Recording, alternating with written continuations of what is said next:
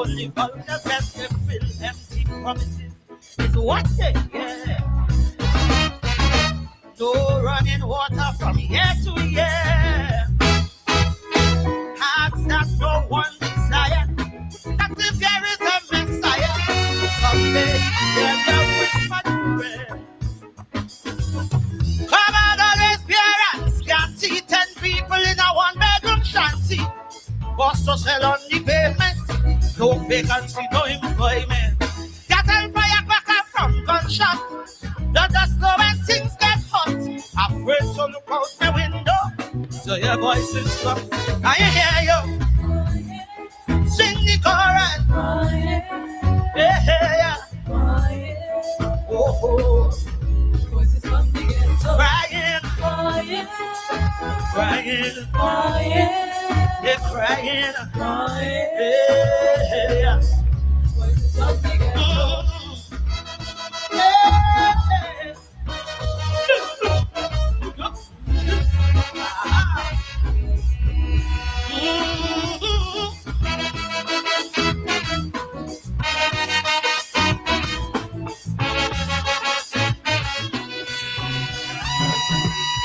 Mothers just hold the head and ball. And them woman stronger than a wall.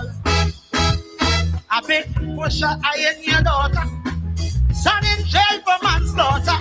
Too bad for you, hear them bad boys. No bail, that's the black man's choice. Like Shadow say, poverty is hell. Your little girl child belly start to swell. Some say life is a cycle, but don't draw she no circle. Now will it all end, only time could tell. Outside the siren keep howling, inside your belly will bowling. Oh, this way very often, since you mention a coffee. One night, in bed you're sleeping, next night is a wave that you're keeping. So you pray to win the lotto, not to hear them voice. What they doing? I hear you. They're still crying. Yeah. Crying. Yeah, crying.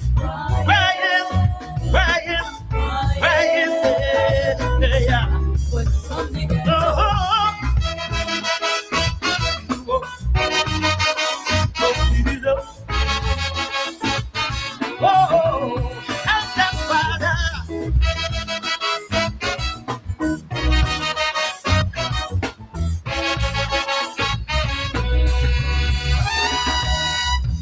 Tented pride they sold their on. Revolution based collections born. And often their tragic story brings a journalist glory. No wonder they view the world with scorn. Since the day they born, some call them rebels without a cause. These social victims of unjust laws. Yet they christen the heroes, renegades, desperados, forever knocking on heaven's door. Hear me? Still on music shatters the silence. I'm on it to conquer the violence. Big men run when cops approach, fighting for scraps with the cockroach. Young thugs, they're tough protected. Almost every young girl expecting. Go tomorrow, best is tomorrow. Then the another child will to crying. Crying. Crying. Crying. Yeah, crying. Crying. Yeah.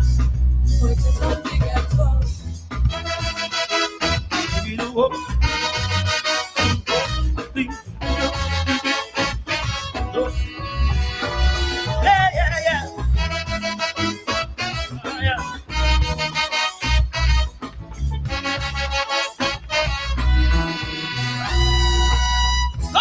Amenities, Lord heaven knows. Opportunities, well, them always close. Can't get walk once in white collar. If I can't stretch me dollar, later for me crap or smoke me pipe.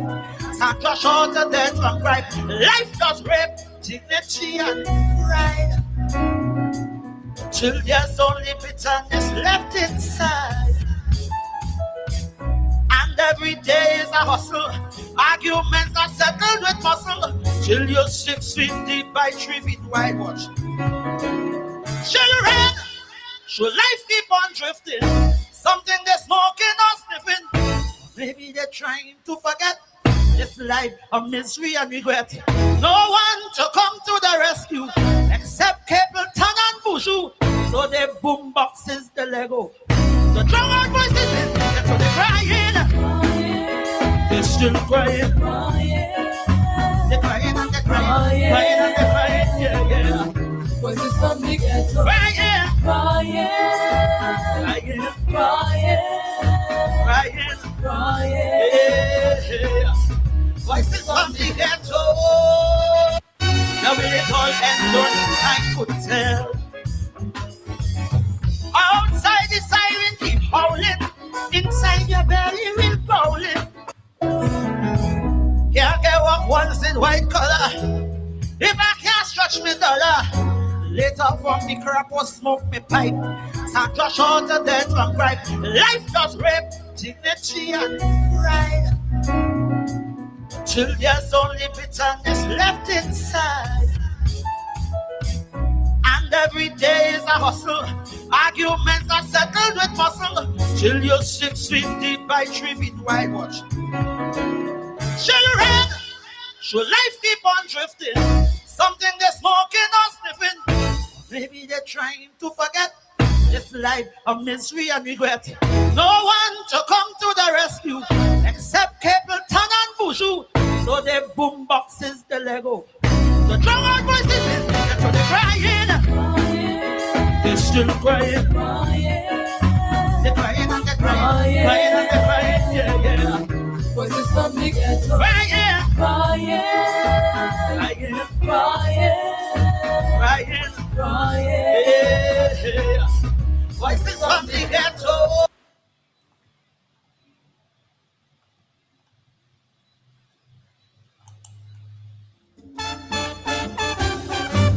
Till I die, to be the liar.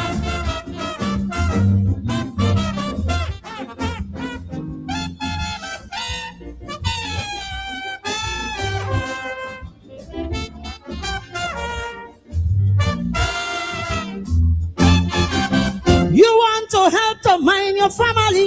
You want to help your man financially. But nowadays it's really very hard to get a job as a girl in Trinidad. You're looking now to find something to do. You meet a boss man who promised to help you. But when the man lay down the condition, it's nothing else but humiliation. They want to see your whole anatomy. They want to see where your doctor never see. They want to do what your husband never do. Still you will know if that scamp will hire you.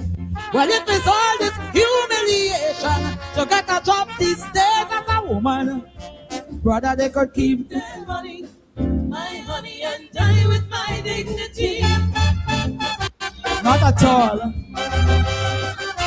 People, but oh, oh, oh, yeah, yeah.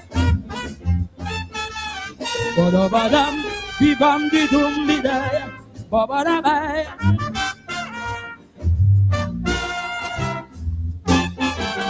Some of them don't pack up already, yet they sit down, waiting like Mapipi, using the power of the cash and position, waiting to abuse and exploit every woman. To get the work you have to go to bed with he, become the slave, the second wife and deputy. And as the next woman come on the line, he start to tell you you ain't good, you can't whine. They want to see you in some fancy pose. Want to see how you look without your clothes. They want you cock up like a bloody acrobat. The wife at home, they can't ask she to do that. So before I had to lick down somebody, or cause the police come for me, tell them they could keep their money, I could keep my money and tie with my dignity. I'm born with it.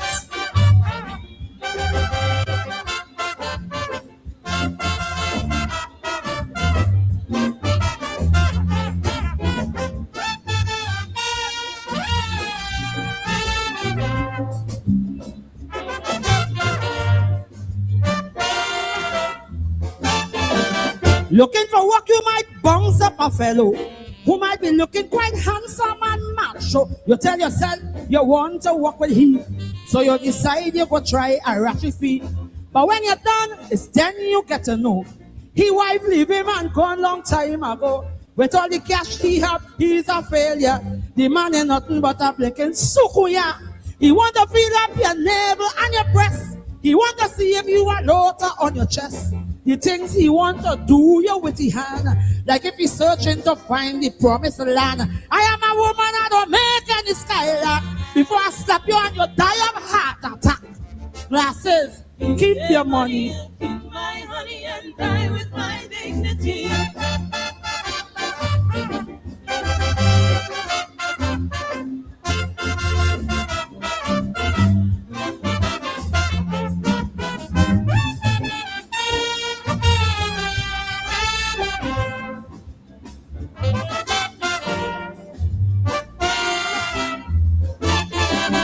It have a lot of women just like me who might be not well off financially. You need a job and you really need it bad. A manly side to help you must be glad. But if you value yourself as a woman, you will demand respect from the vagabond. Stand up to them, let them know the truth. It's what you want to end up blinking prostitute. You have a mole on your back, they want to see.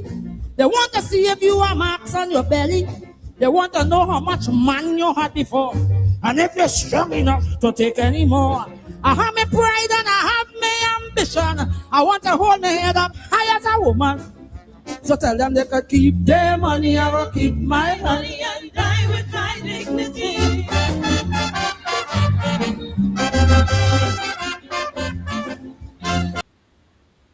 Singing Sandra, die with my dignity. Die with my dignity. A plea there against sexual exploitation in the workplace. And before that, Voices from the Ghetto, two classics of the genre. Good evening and welcome to Politics 101. Voices from the Ghetto, singing Sandra.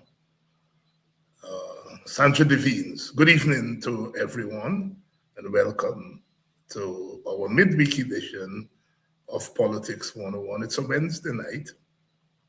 I'd like to welcome all of you if you're joining us from in Guyana or you're joining us from outside of Guyana.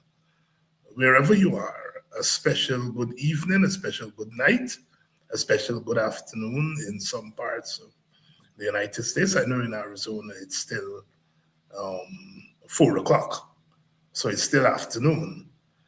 Good evening to all of you and welcome. Good night, good afternoon. Welcome to Politics 101. We are continuing to do what we have been doing for the last, 5 years and counting. This program, like every other program, mushroomed in the wake of the 2020 election. We came on stream in March of 2021. So it's been 5 years and more. And without you, we would not have continued to be on. All the other programs after me tonight at 8 o'clock, you have Shara Duncan with In the Ring, and then Mark Benchop later on, Straight Up in the morning, Kedaki, Amsterdam. And during the day, we have Speaking Out with Paul Slow, and, well, the late Clinton Conway was his co-host. So Paul is there, going to be there by himself. Maybe he will find another co-host. And then we have lots of other programs once a week. I know MP Nima Flubes has our program, I think, on Saturday. Coretta McDonald has our program on Wednesdays. Dexter Todd has his program on Tuesdays. Some of these programs clash, but you can listen to some, watch at some of them live, and others you can watch them later. But quite a lot of these shows, and that's on our side of the political aisle. There are others on the other side of the political aisle. I know GlobeSpan 24/7, Freddie Kissoon has a show. So this is where the action seems to be here on social media. The world has evolved, and so we have to take cognizance of that. We can't always swim against the tide. Change is inevitable, but we have to be very careful that even as things are changing, they're remaining the same. As David Rudder said, the more things change, the more they remain the same. A little bit of dialectics there, the equal of opposites, as they say. Good evening and welcome. Good night to you out there in Europe. Good afternoon to those of you who are somewhere on the west coast of the United States of America. It's always good to have people from various parts of the world on. Yesterday morning, Aubrey Norton was on Kedaki's Guyanese Morning Time, and his remarks on that program seems to have set off a lot of debate, understandably so. I think he indicated that he would remain, he would run as PNC leader. He would run for the PNC leadership at the next Congress, but that he would not be the presidential candidate at the next election. And there seemed to have been lots of commentary on his remarks there. I will refrain because, it's a fraternal party, and I don't feel comfortable talking about the internal politics of the PNC. But just to say that I find a lot of dishonesty from some people. They've really strung that brother. They've really been so vicious to that brother. I don't think, and I'm quoting the late George Odlum of St. Lucia, I don't think there's been any other politician that has been sinned against in recent times like Aubrey Norton. It's really amazing. And I'm not talking here about PPP. One expects the PPP to attack him.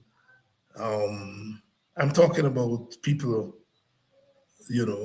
from his own party, his own political family, his own support base. It's amazing how vicious people can be. But that's all I'll say on that for now. Politics is what it is. Please share the live, please share the link. Our business is not to get rid of Aubrey Norton or anyone who is fighting on our side.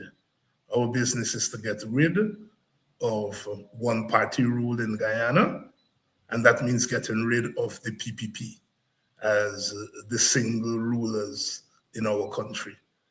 That's our business. Self-criticism is a good thing, is a necessary thing, and we must engage in self-criticism. In that regard, criticism of Aubrey Norton is in order. But destruction of institutions, using the individual as the means, it could be deadly. We shall see. We shall see. Last night, we of course talked about planning for the future. And the future in Guyana is one that we must not take lightly. We must not take lightly. Whenever the kind of money that we have comes to Guyana, comes to a country, and a country like Guyana, it is going to cause a lot of shifting in the country. And you want, when the shifting is over, the country should not be worse off, but should be better off. If what we've seen in the first decade of oil is anything to go by, there's no guarantee that our country would be better off when the era of the oil boom passes. And ultimately, we have to think ahead. We have to think about next year, the next 5 years, but we also have to think about the next 20 years, the next 30 years, the next 40 years. What kind of country are we going to be? What kind of country are we going to be? And we have to think big. We have to think differently. We have to draw on our history to inform our present and to chart a future. We have to think politically overt. We have to think economically overt, but we also have to be somewhat covert. We have to think within the context of Guyana as a country on its own, but we also have to think about Guyana as a country that is part of something larger than itself. We have to think about Guyana as a whole, but we also have to think about Guyana in its various parts. Because Guyana, like other countries, we are the sum total of parts. Whether those parts are geographical parts or ethnic parts, we're a country of parts, and we think about the country as a whole, but we also think about the country as parts.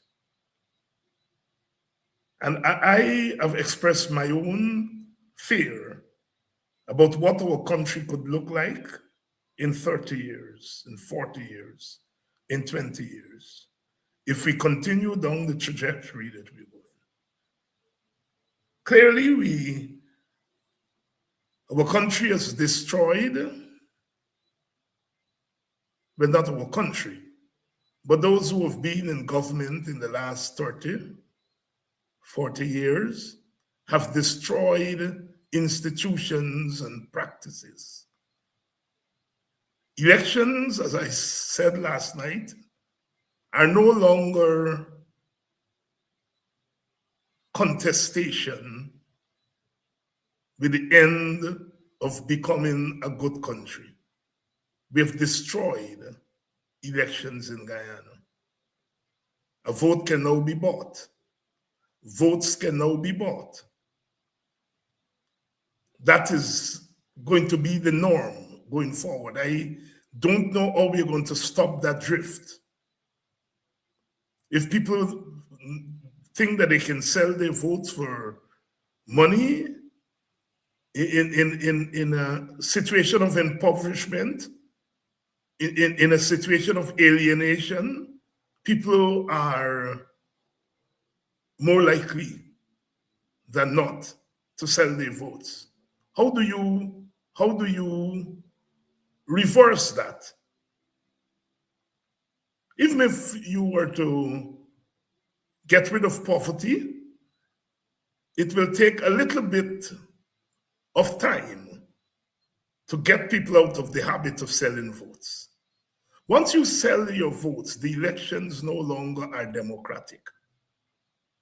And so one of the pillars of democracy, meaning elections, is destroyed in Guyana. The level of vote buying and vote selling that occurred at the 2025 election will stun us when the history of those elections are written. Of course, you can never, in a definitive way, say, well, vote buying is the only, vote selling is the only way, vote buying is the only way you can analyze what happened at an election. Because there are other factors that would have gone into play. So to say that an election was determined solely by vote buying would not be altogether accurate. But suffice to say that vote buying was a new phenomenon in the 2025 election, and it would have affected the outcome of those elections. And as I said, once you get down that road, it's very difficult to reverse it. It's very difficult to reverse it. So we have to contend with that. We have to contend with that.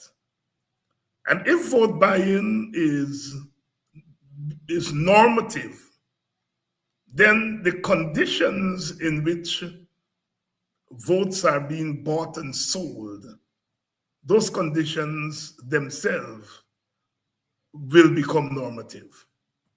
And so we are talking about vote buying within the context of poverty and within the context of inequitable distribution of resources.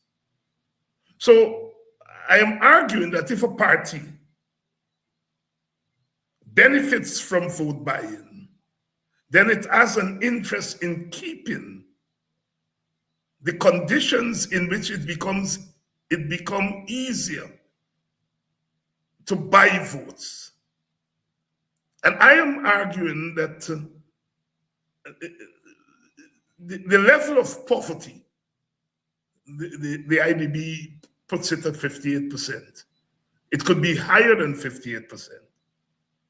It could be a little bit lower, but it's definitely more than half of the population lives in poverty. That's not penny poverty. That's a lot of poverty.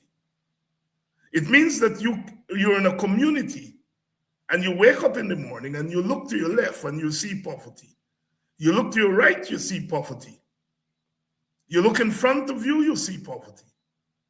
Because those who are not impoverished are not going to live in those impoverished communities. And so the standard by which people are going to measure their life is through the poverty that they see around them every day. And so the poverty multiplies, but more than that, the poverty ignites a certain kind of social and political behavior. You're impoverished, not just as an individual, but as a community. And you're alienated from the larger political system. You're alienated from the government. Because you feel that in spite of what the government does and the state does, your situation remains the same. And so you're alienated. Your connection to country is dumbed down. And you take a certain kind of attitude. And so when people are alienated from the political process, we must not be surprised. They sell their votes. The highest bidder gets their votes. The vote is no longer sacred. The vote is no longer a means by which you get out of poverty.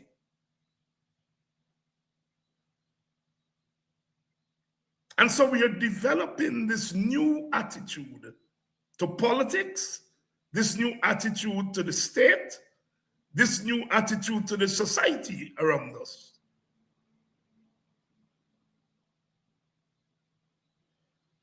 And that then affects the quality of governance, and it affects the quality of democracy.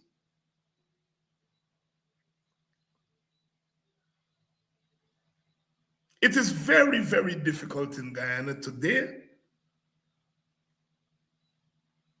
to take very seriously those who govern. Now, we are opposition. And so therefore part of our function is to critique the government. That is normal. It doesn't mean that everyone in the government is bad. It doesn't mean that everyone in the government is corrupt. It doesn't mean that everyone in the government deserves to be talked about in a certain kind of way. But as a collective, the government has to face these charges of corruption and bad governance. And so therefore,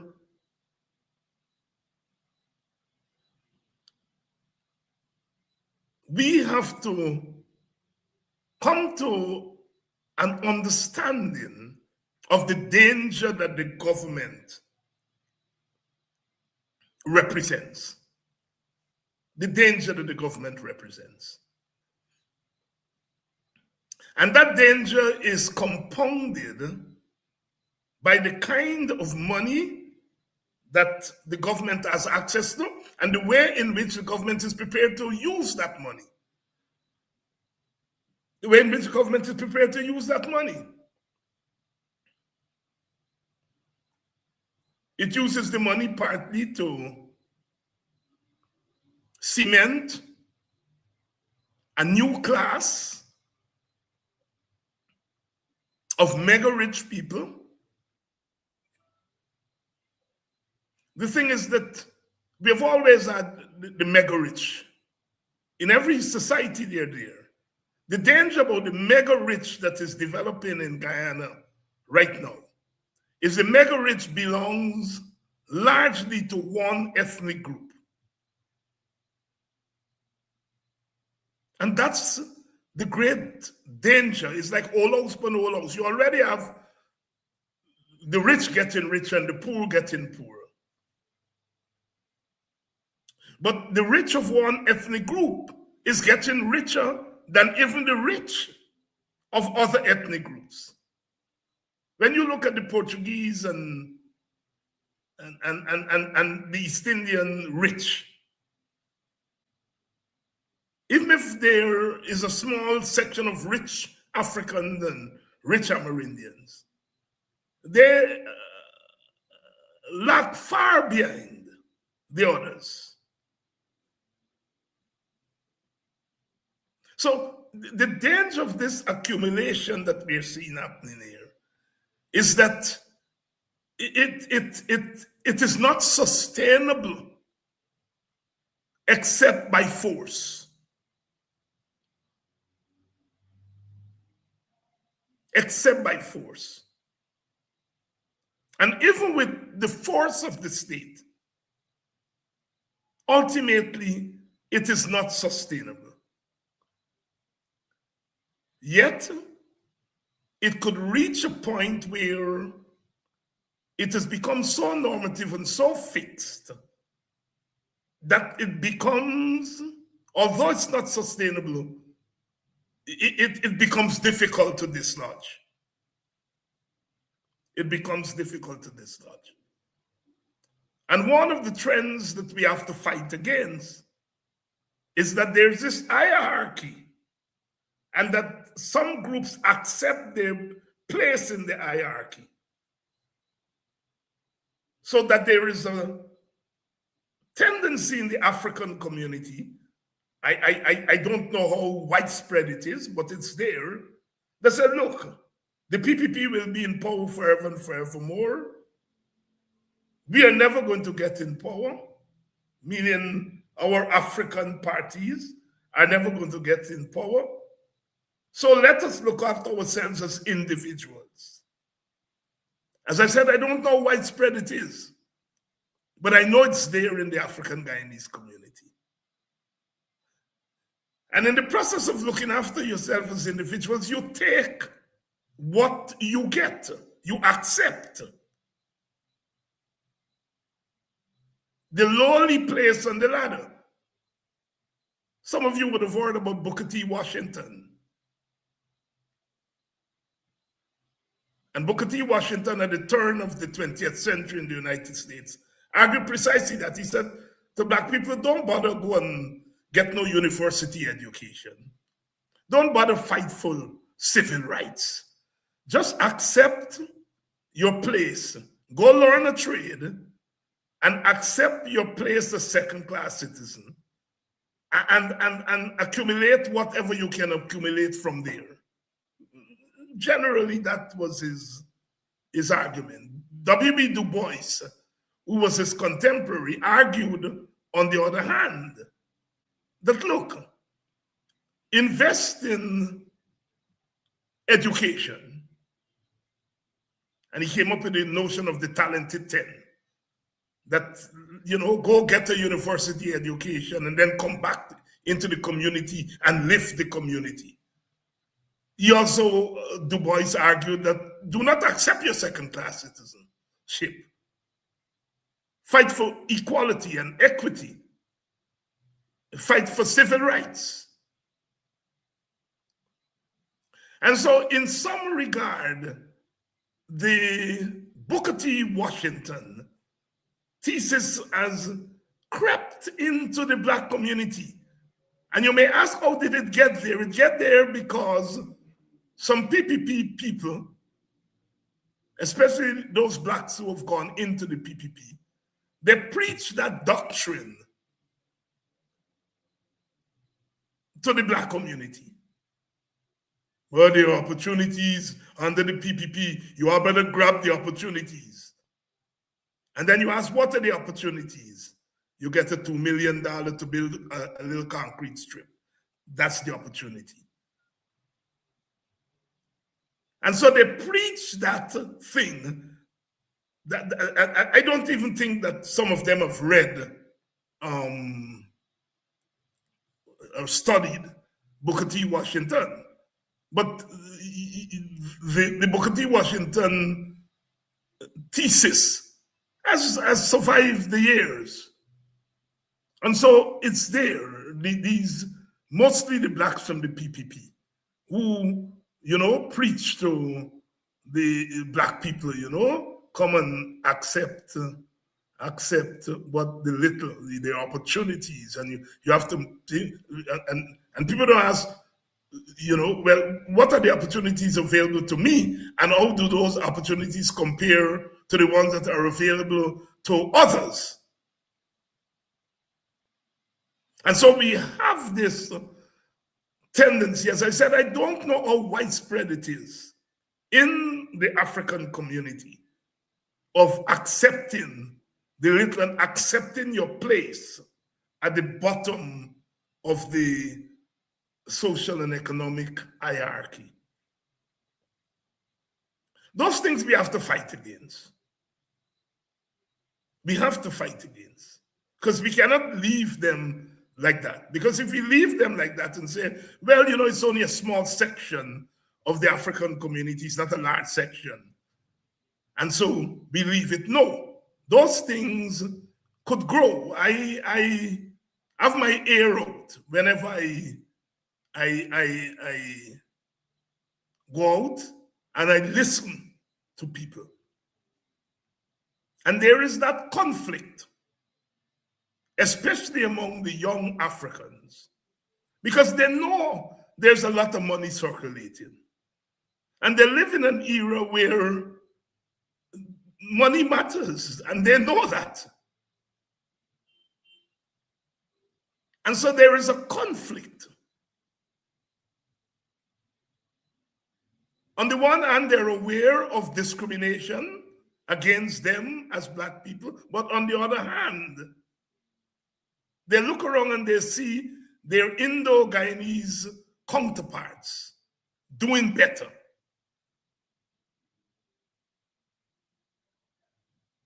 The challenge for us as leaders on our side is how to navigate all these contradictions, as the old Marxists would call them. How do we navigate all these complexities? I usually say, if you listen to a young African for 1 hour, for 45 minutes, you're not going to necessarily like what he or she will tell you. They're going to talk about, I gotta, why is in this for me? I got live, I'm gonna eat the bread, etc. Once you get past the 45 minutes, then you start hearing the reality by black people and get no future in this country. So you're hearing, in a sense, two messages: a frustrated message that, look, the system is not looking after me, I gotta look after myself as individual. But you also hear the collective instinct, the collective observation that people of my group, people of our group, are being discriminated against. W.B. Du Bois talked about the double consciousness among Africans. It could be extended to Africans in other parts of the diaspora and even Africa itself. The African consciousness, and then the other consciousness. Sometimes you're black people. I'm no African. I'm Guyanese. A couple. So you don't have to deal with having to. You don't have to deal with the reality of being black. And so you hear that. And then the police shoots down some young man in the community. And the same person is going to say, they're killing black people, children. So you have those two consciousness. The African consciousness and the non-African or anti-African consciousness. And Du Bois said those two consciousness sometimes are at war with each other. And we are seeing that in sections of the African community.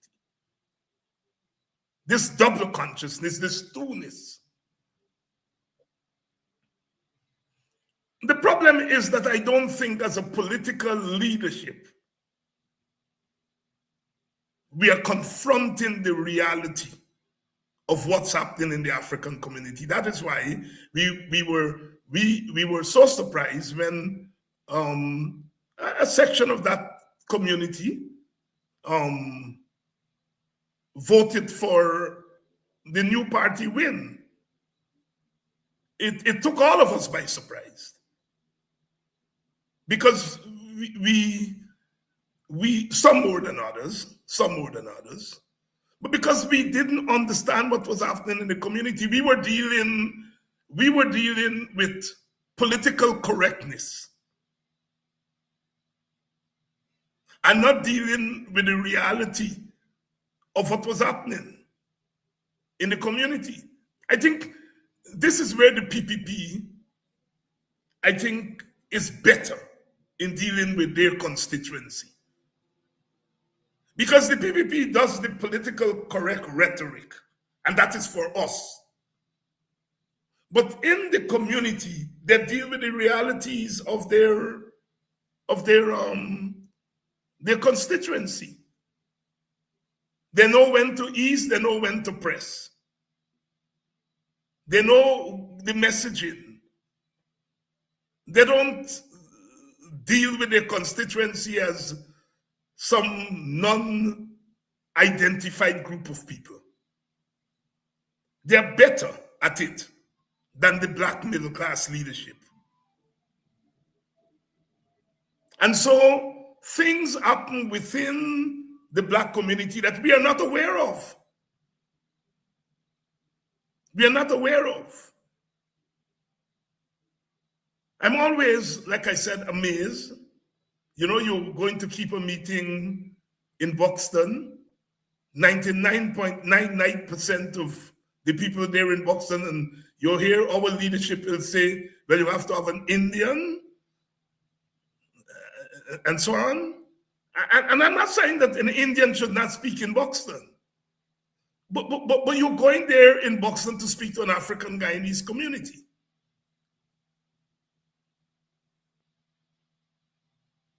And if an Indian is going to be on the platform, it has to be an Indian who will speak to the realities of the African Guyanese community.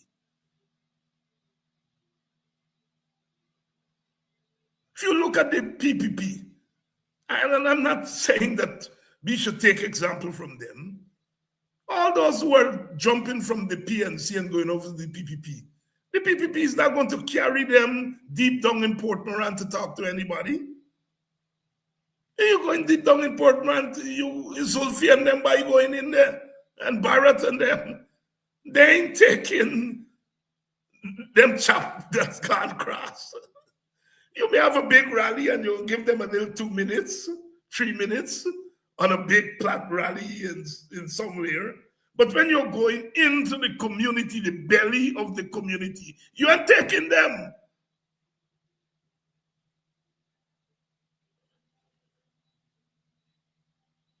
And I'm saying on our side, if you're going into Port Moran, don't carry me. Don't carry me. First of all, people in Port Moran don't want to hear from me. That's the first thing. Second, I won't be able to bring a vote for you from Port Moran to Renmore. And the reality, on another day, if we were to have elections and the PPP loses and APNU gets into power, the people of Port Moran will want to hear from David Hines. But now they don't want to hear from me. So carrying me there is useless. I hear at least one or two of the blacks in the who left and went to the PPP make this argument that the PNC don't even try to make a plea to Indians. First of all, it's untrue. The PNC does try to, in my estimation, they try too much because they don't get the results from it. So that's the first thing that's wrong. But the second thing, why are you going to spend your capital trying to get returns that are going to be negligible? Well, now the PNC and all of us on the opposition side realize that we don't even have our own constituency together.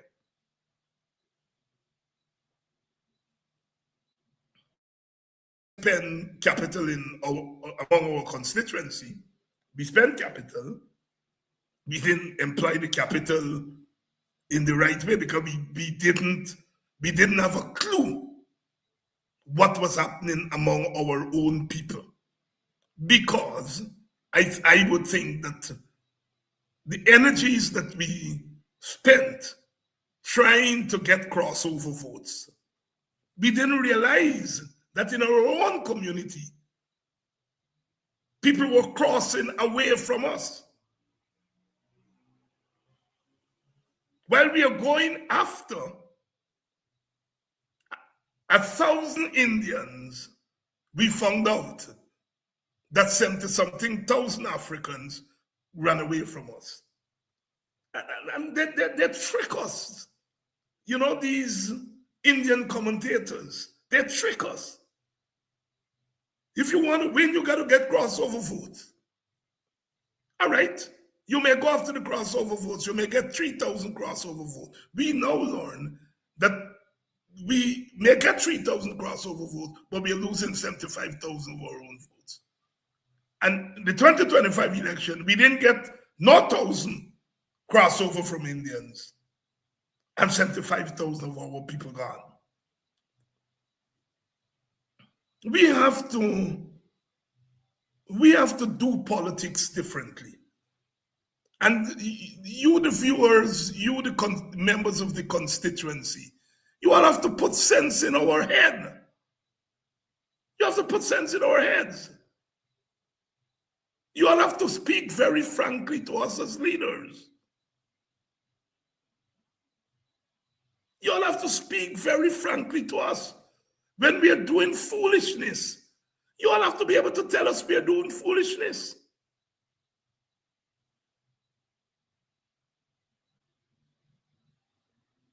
So we have to map a strategy for getting power in Guyana.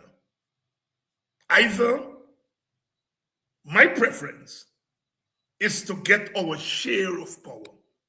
I'm a power sharer. I get 49% of the vote, I get 49% of the cabinet.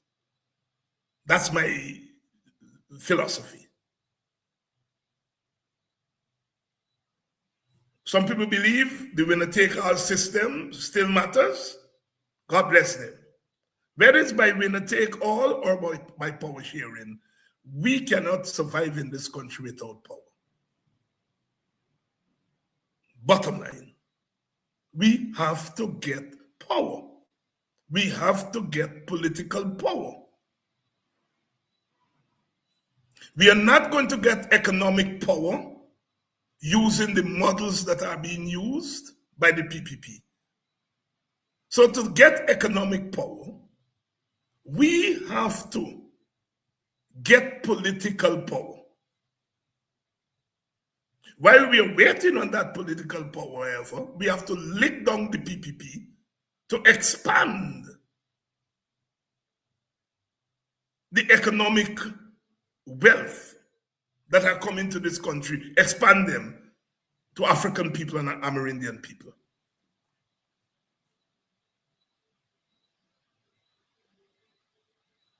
To get political power sharing, we have to change the constitution. The PPP is not going to come to the table tomorrow and say, let's change this constitution to make it possible for the opposition to share power with them. They're not going to do that. They're not. To get constitutional change, to ensure that power is democratized in Guyana, we have to force the PPP. In 1997, they didn't take up guns and go in the hills.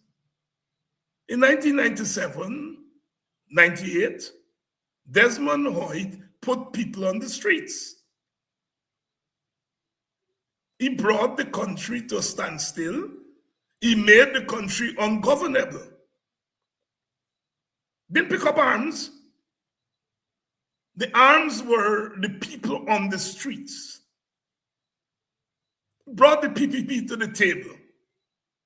The usual thing, they came to the table, and as soon as they sit down, they try to renege. And Hoyt put back people on the streets. And they had to sign a second accord, the St. Lucia Accord. Hoyt's mistake was that he still believed in the winner-take-all system. And he thought that with constitution and so on and so forth, that the conditions would be there to win an election. He was wrong. He could have gotten a power-sharing government. The PPP was prepared to agree to a power-sharing government. Hoyt didn't go far enough. I think Norton and the other youngsters at that time who were pushing for power sharing wanted to go further and demand the power sharing government. Hoyt didn't want to go far further. It was in 2002 at the Congress in August, just before he died, that he came to the conclusion when he said power sharing is an idea whose time has come. Power sharing is an idea whose time has come. Had he come to that conclusion 5 years before, in 1997, we could have had a power sharing government.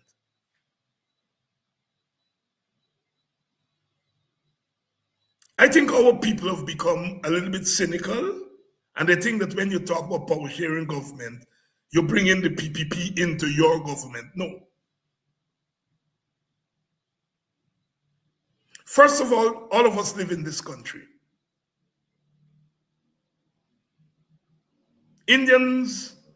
Africans don't want to be governed by Indians. Indians don't want to be governed by Africans. That was true 60 years ago at independence, and it's true today. They may play games with each other, but they don't want to be governed by each other.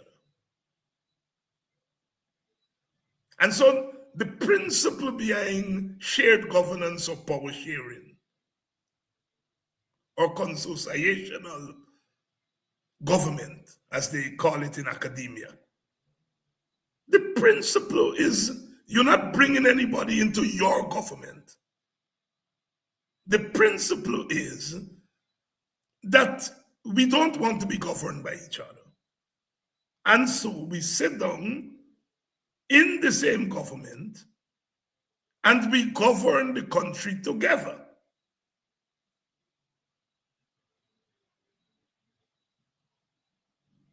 That is the principle.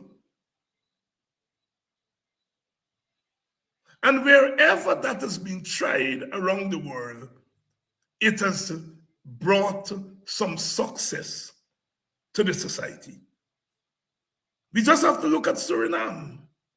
They have the same kind of ethnic makeup like ours, like our country.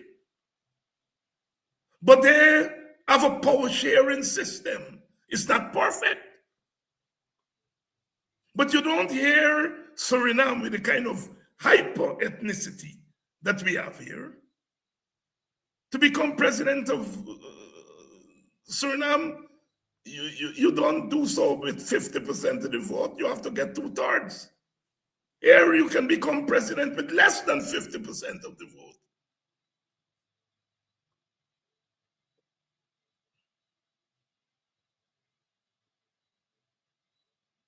And so Africans are on the outside. We are not participating in government. We are not participating in decisions. Others are making decisions for us. And we are sitting waiting for the next election with the hope that we're going to go in and we're going to make decisions for the other side. It's not a sane approach.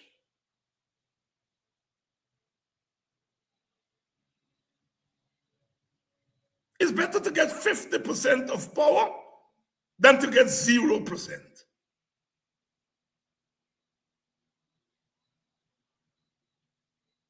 I understand the cynicism among some of our supporters, but we have to get to that point and recognize that this country doesn't belong to Black people alone.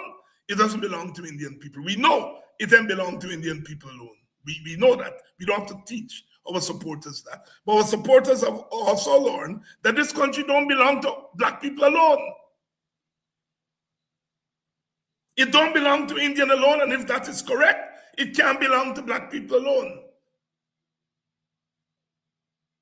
And if we decide that we're going to stay together in this country, we have to govern this country together. We don't have to hug one another up. If I'm in a government with Jack D, you don't become a friend. He's still my adversary. But rather than he get 100% of the power, I get 0%, and we are cussing each other, he with 100%, I with 0%. When we sit down in the power sharing government, we're going to still be cussing each other, but he with 50% and I with 50%. And he can't do nothing without me, and I can't do nothing without he. Black people, we have to recognize that we are at a point in this country that if we don't make some drastic changes in the way we think and the way we do politics, we are going to lose corn and husk. We already lose the corn. We already lose corn. We barely get the husk. And if we don't think differently, we're going to lose corn and husk.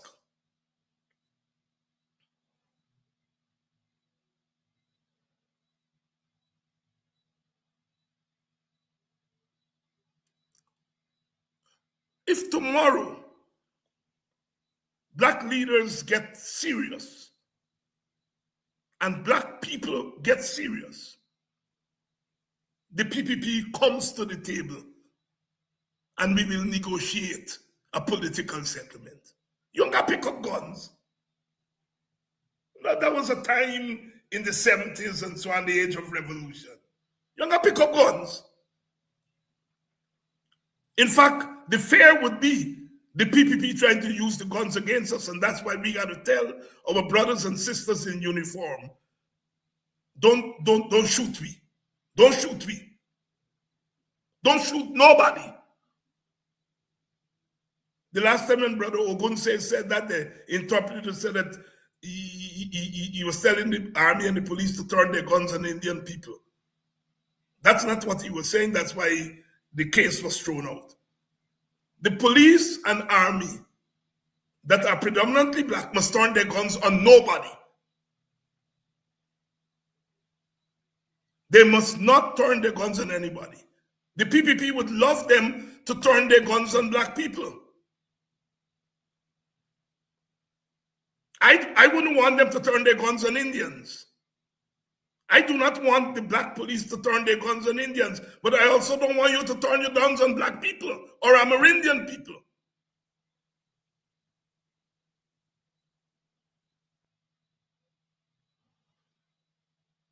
We have to have a political solution in this country. We cannot continue this thing of going to these fake elections every 5 years, where the elections are decided before they start. The rigging takes place long before we start. And now, where you can buy votes, you can use the state resources to buy votes. You don't have to buy 200,000 votes.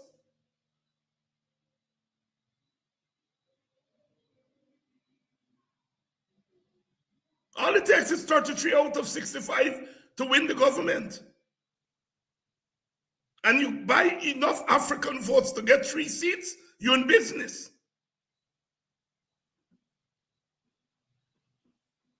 That's why I'm saying they're fake elections. No biometrics. No clean voters list. Vote buy-in. That's the recipe right there for rigged election before it starts.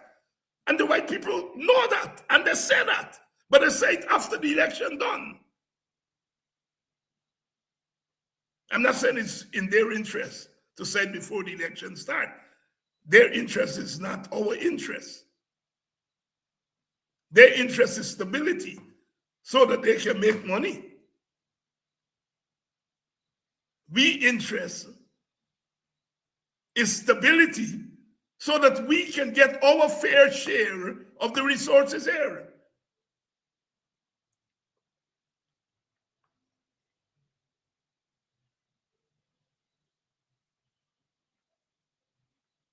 So I'm making that plea from this platform. What I say here is not going to be reported in the newspaper tomorrow or in the news. We live in a strange country.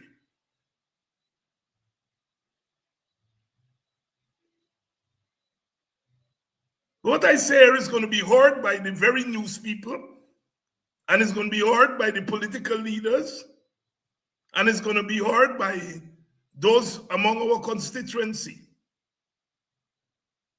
But it's our people in our constituency who have an incentive for a change in the system.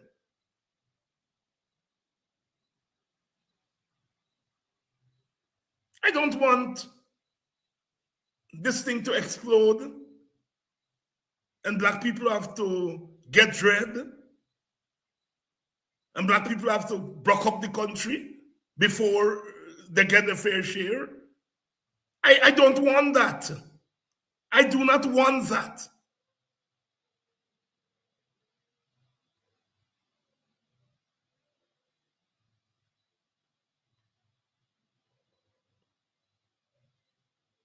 So we've got to think differently. We've got to stop thinking small. We got to think big. And so constitutional change to ensure that whether the elections are rigged or whether they're free and fair, we want all of us to have a share in cabinet where the power lies. And if there is power sharing, there'll be less of an incentive to rig. Because you know that at the end of the process, you are going to be in government.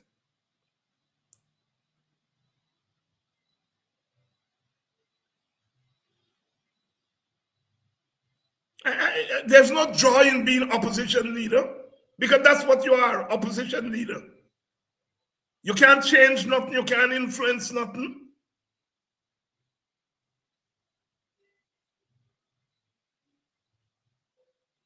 As opposition leader, you have to do what Azudin doing. Go and stand up in front of the big house and say, this is what corruption under the PPP looks like. If you're in cabinet, you don't have to go and stand in the house. You have the power to stop the corruption.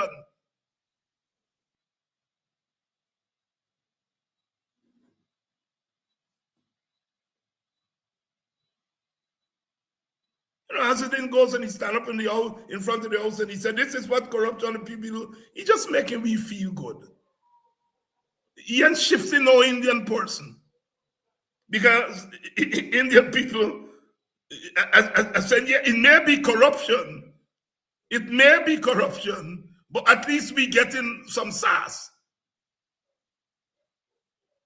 So the PPP is not losing any votes by Azudin saying this is what corruption look like. And he point out so and so and so and so. He's just making black people feel nice. Yeah, look how the man exposing the corruption. These people corrupt bad by. Well, how are you going to stop the corruption if you don't have power? So what I am talking here tonight is how we going to get power. I think you all know the corruption.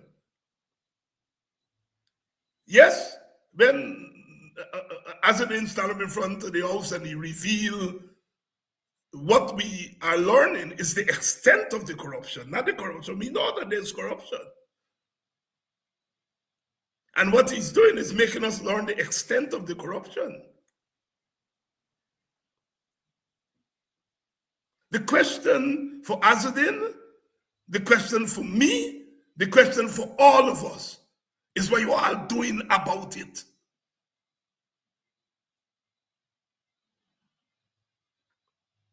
Can't stop him. I've heard some black people, some of them seasoned political activists, when they hear what we name Azudin expose the big house and big yard that the Reverend family got. At least the Reverend look after the family. That is the level of cynicism that the PPP has dragged us.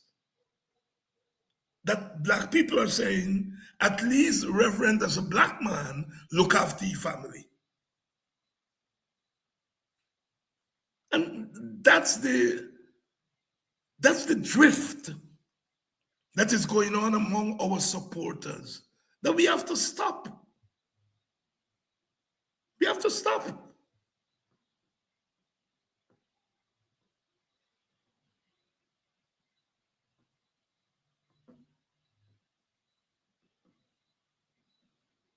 We have to have power, whether it's shared power or at worst, at best, it should be shared power.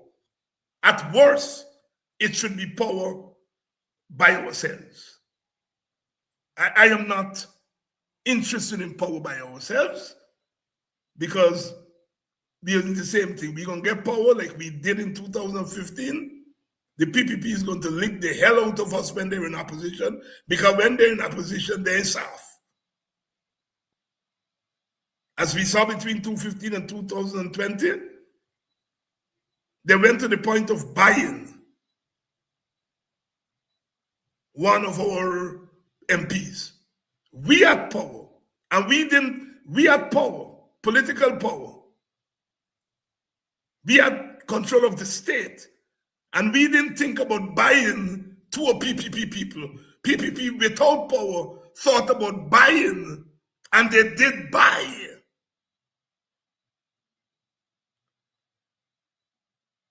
One of ours is the approach to politics.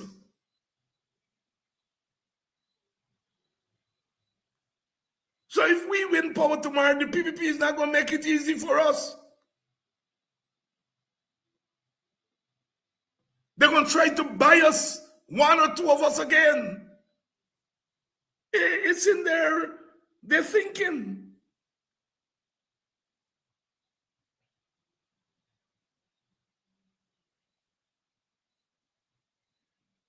And we're going to be going wrong and wrong and wrong. At some point, we have to stop. Indian people vote for the PPP, they make their choice. Black people vote for whoever they vote for, they make their choice. Let me sit down and run this country together.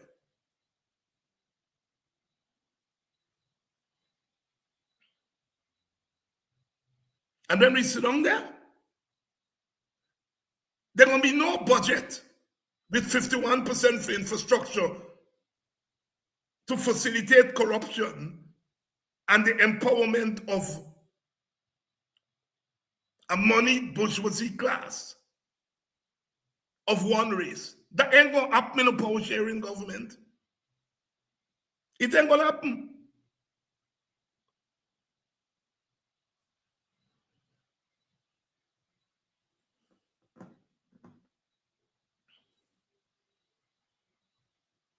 We are at a defining moment. We're always at a defining moment. But we have to want to define the moment. And if we don't have power, we can't define nothing.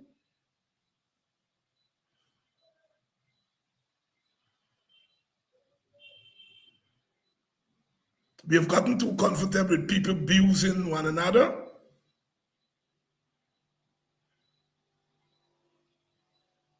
And the PPP need plenty abusing.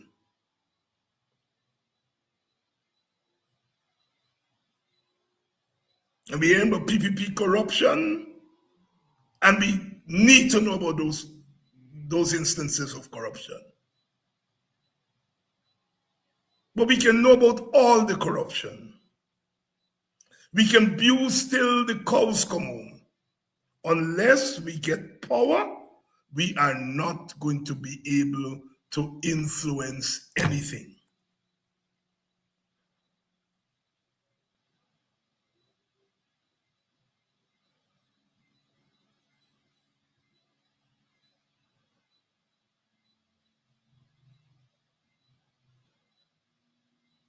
We are not. There comes a time when we have to say, enough is enough.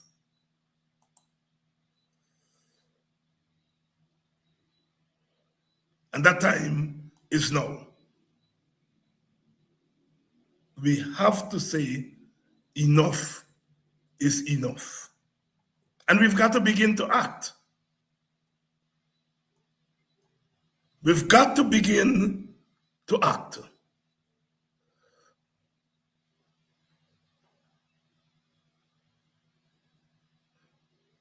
I'm not going to ease up.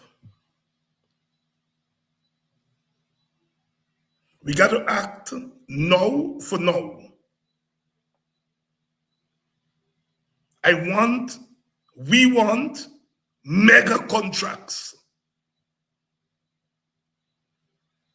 for black contractors. But black contractors got want it.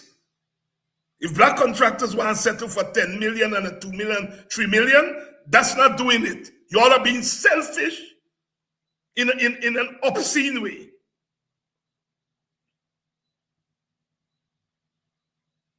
For them to be any kind of, I hear black people talk about empowerment. Don't talk about a word. Don't use a word, empowerment. Empowerment and black people don't go together in Guyana.